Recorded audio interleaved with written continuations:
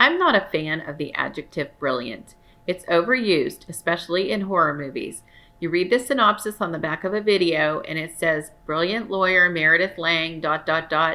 No, because you know that brilliant Meredith Lang Esquire is going to inevitably do something stupid, like run into a patch of pitch dark woods to outwit the psycho. Then she runs smack dab into a tree. However, the subject of today's story was often described as brilliant, and justifiably so. Dr. Autumn Klein was born November 30th, 1971 in Baltimore. Her parents, Lois and Bill, instilled solid values in their only child and treated her to an active, happy childhood. The family was especially close, and Autumn thrived. She was friendly, but quiet and thoughtful, and she was an honors student. She excelled academically and ultimately became an acclaimed neurologist, working in the areas of epilepsy and seizure disorders in women. In 1995, during her PhD program, Autumn took a position in the lab at Bedford Veterans Administration Medical Center. It was there that she met Dr. Robert Ferrante, the man who would become her husband. On May 18, 2001, they exchanged vows in a small ceremony at the Old North Church in Boston. 10 years later, the accomplished couple moved from their esteemed Massachusetts positions to a new life in Pittsburgh. Bob, age 62, was a leading researcher in the areas of ALS, also known as Lou Gehrig's disease, and Huntington's. His work involved developing drug therapies in the treatment of neurological disorders. He enjoyed his career as a researcher, but was considering retirement. By 2013, his 41-year-old wife showed little interest in slowing down. She was an expert in her field, considered by many to be brilliant. Dr. Autumn Klein was named Chief of Women's Neurology at UPMC, Pittsburgh's largest health system. She was an international speaker and the recipient of several prestigious grants to study the use of anti-seizure medications in pregnant women, as well as the correlation between birth control pills and migraines. The couple worked long hours but seemed to enjoy an affluent, normal family life with their 6-year-old daughter, Sienna. Cut to Pittsburgh, Pennsylvania, 2013. On Wednesday, April 17th, Dr. Klein worked a double shift, and shortly before 11:30 p.m., she texted her husband that she was on her way home. She left the University of Pittsburgh Medical Center, known as UPMC Presby, and walked the half mile to the couple's home at 219 Lytton Avenue. Both the house and the hospital were located in the Oakland section of Pittsburgh. It was a bustling neighborhood teeming with energy. It was the site of numerous world-renowned hospitals, as well as the Pitt campus. Less than an hour later, Dr. Autumn Klein Ferrante was writhing on her kitchen floor. Her husband hovered over her, clutching the phone. He was trying to explain to Allegheny County 911 that his wife was alive but unresponsive. She was breathing, she was moaning, but she was in big trouble. Dr. Ferrante pleaded for help, stating his wife appeared to be having a stroke. He said she returned from work complaining of a headache, then she collapsed. EMTs swiftly arrived and assessed their patient. She had a pulse and was still breathing. Paramedic Steve Mason spied a Ziploc bag filled with white powder on the counter. Dr. Ferrante explained that it was creatine powder. His wife was taking the substance for infertility. She was eager to have another child, a sibling for young Sienna. At that point, Dr. Klein's vitals dropped. They transferred her to a gurney and sped her by ambulance to UPMC, where ER doctors learned they were treating one of their own. In the emergency room, Dr. Klein was attended by Dr. Andrew Farkas and a team of nurses and techs. They administered an IV to get her blood pressure up. Her pupils reacted to light, but she was otherwise unresponsive. Her arms were twisted, and curiously, her face contorted upward at an odd angle over her left shoulder. Dr. Farkas determined she would need a ventilator, so he inserted a breathing tube into her mouth and down her trachea. Nothing they did was working. She was failing fast. Attending physician Dr. Thomas Martin arrived on the scene in under 2 minutes. By then, Dr. Klein's pupils were no longer responding to light. As the skilled team worked frantically to save her, husband Bob Ferrante appeared with his friend and colleague, Dr. Robert Friedlander. By witness accounts, Dr. Klein's husband, 23 years her senior, screamed at the sight of his wife. Just an hour before, she was walking and talking. What could possibly have happened to take this healthy woman from her own front door to death's door? Bob explained that Autumn had been complaining of headaches for several weeks.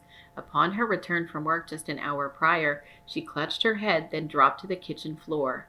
Farkas and Martin suspected a brain hemorrhage.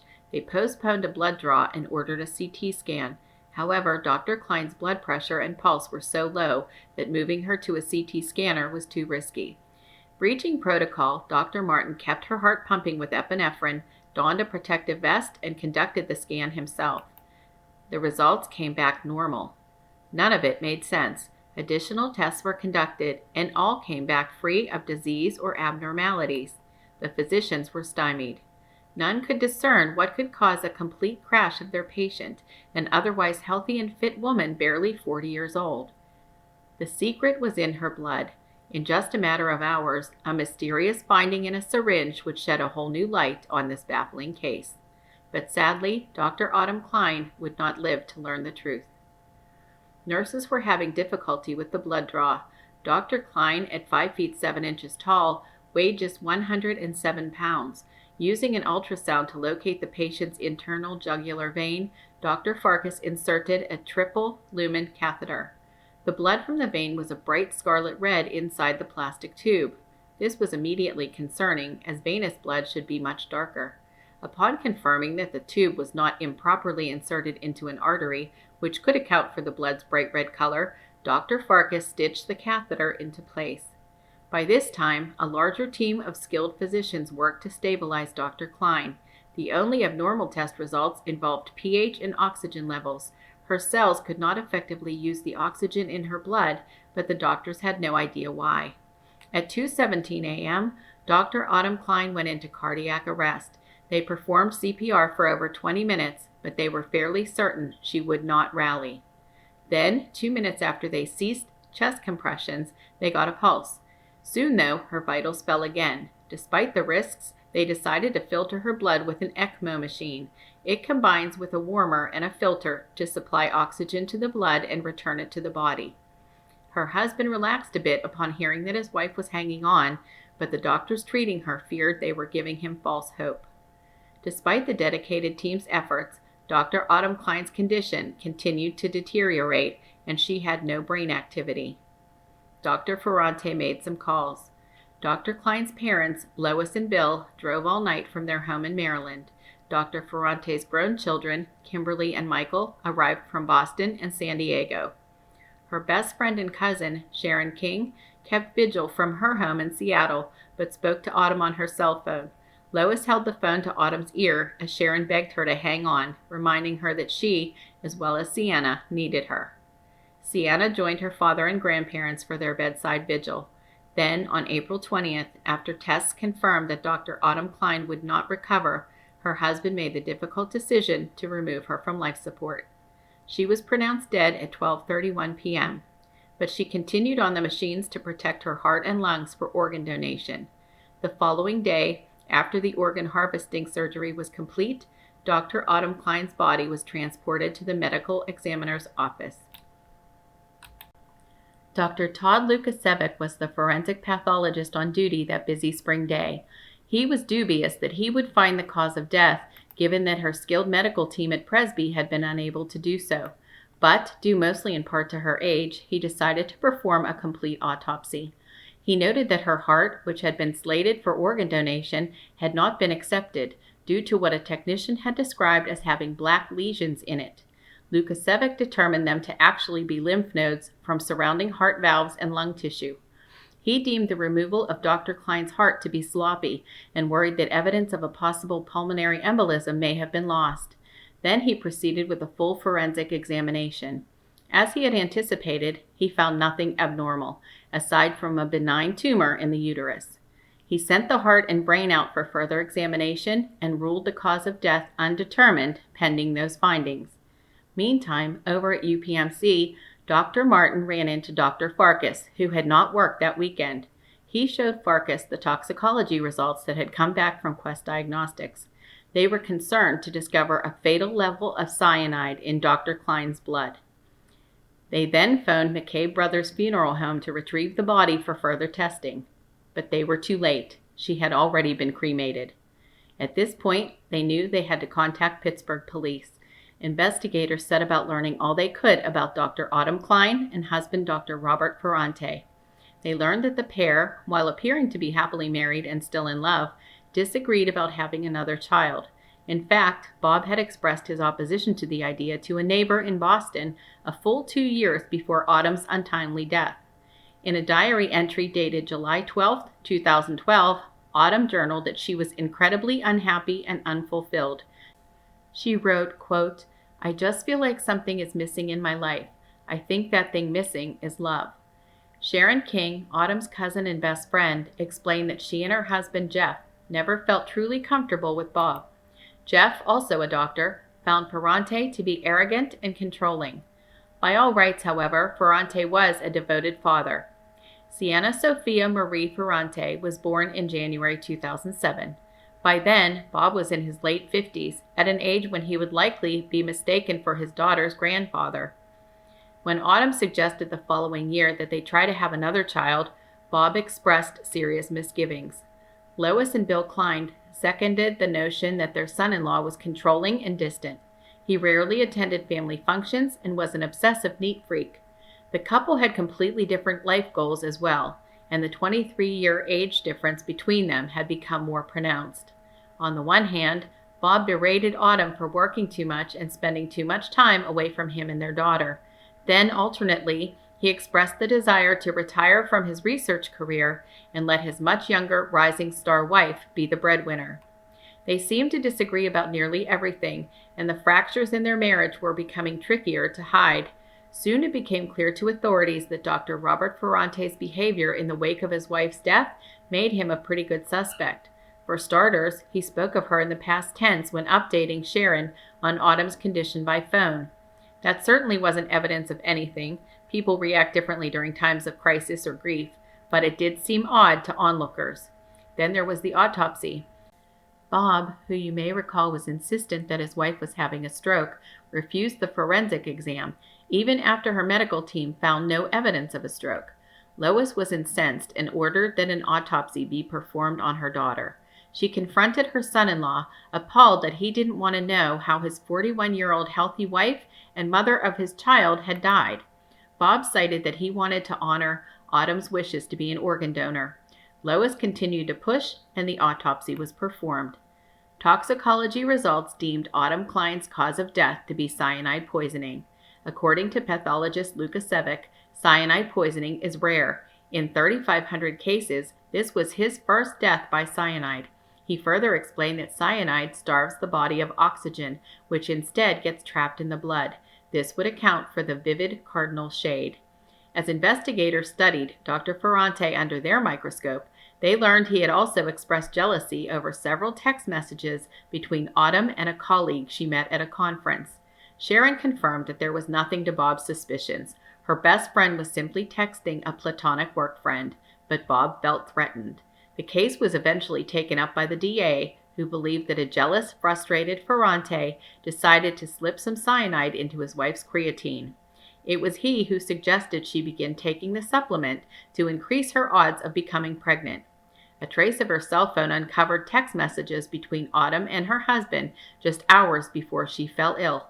She texted that she was ovulating the next day, to which he replied, "Perfect, creatine." He closed his message with a smiley face emoji. Prosecutors claim he laced the creatine powder with cyanide, mixed it into a drink for his enthusiastic wife, and feigned surprise when she collapsed to the floor shortly before midnight on April 17th. This theory was backed up by Google searches on his computer for cyanide and an order Ferrante placed online. He requested that the poison, which he claimed he would need for his research, be shipped overnight. He charged it to his University of Pittsburgh credit card. His fingerprints were found on the container, and approximately 1 teaspoon appeared to be missing. On July 25, 2013, Dr. Robert Ferrante was arrested in West Virginia by police executing a traffic stop. They had previously traveled to St. Augustine, Florida, to issue the arrest when they learned that the doctor and his young daughter were visiting family there. They left the Sunshine State empty-handed, but later located him in West Virginia, headed north. He was arraigned and held at the Southern Regional Jail in Beaver, West Virginia. His lawyer, Bill Diffenderfer, advised him to waive extradition to Pennsylvania, arguing that his client was innocent and, quote, "We're ready." The trial began in Pittsburgh in November 2014. The jury deliberated for 2 days and found the doctor guilty of murder in the first degree. In February 2015, he was sentenced to life in prison without parole. He later appealed, citing ineffective assistance of counsel. In 2020, Judge Jeffrey Manning dismissed all but one count, which involved a missing transcript. By that point, the court reporter had died and the transcript could not be located. Efforts to recreate the record were underway. Ferrante's appellate attorney, Chris Rand Easter, also called into question the testing procedures regarding the cyanide. He alleged that prosecutors withheld evidence that Quest Diagnostics, the lab that reportedly found the cyanide, was a subsidiary of a company deemed in court proceedings to have misrepresented findings. Additionally, the lawyer claimed that cyanide could not have killed Autumn Klein because her organs were successfully transplanted into a patient who years later was thriving. The appeals court rejected that argument. Ferrante's request for a new trial was dismissed. Both the Kleins and Dr. Ferrante's adult son and his wife filed for custody of Sienna. Ultimately, permanent custody was awarded to Autumn's parents. A memorial service for Autumn Klein was held May 10, 2013. The program described it as a celebration and remembrance for the life of Autumn Marie Klein, MD, PhD. Her mother stated, "I prayed to God to give me one child and let me raise her right. I never believed anybody would take her away from me." As friends, family, colleagues, and patients mourn for the passionate doctor who never got to see the full scope of her accomplishments, Ferrante continues to appeal his conviction. Many in the media, and for that matter the general public, argue that Ferrante was wrongly convicted, citing errors in the investigation regarding the cyanide alleged to be Autumn Klein's cause of death. Theories related to an alleged undiagnosed disease, the actual timing of the blood draw, the half-life of the toxin, and the way cyanide is metabolized all work to further the argument that the cause of death is wrong. As tragic as the death of Autumn Klein is on a personal level, one can only imagine the impact to medical science with both her loss and that of her researcher husband. Since Ferrante and his attorney vehemently swear to file additional appeals, this case could go on for years to come. Dr. Ferrante is now in his 70s, however, so time may be running out.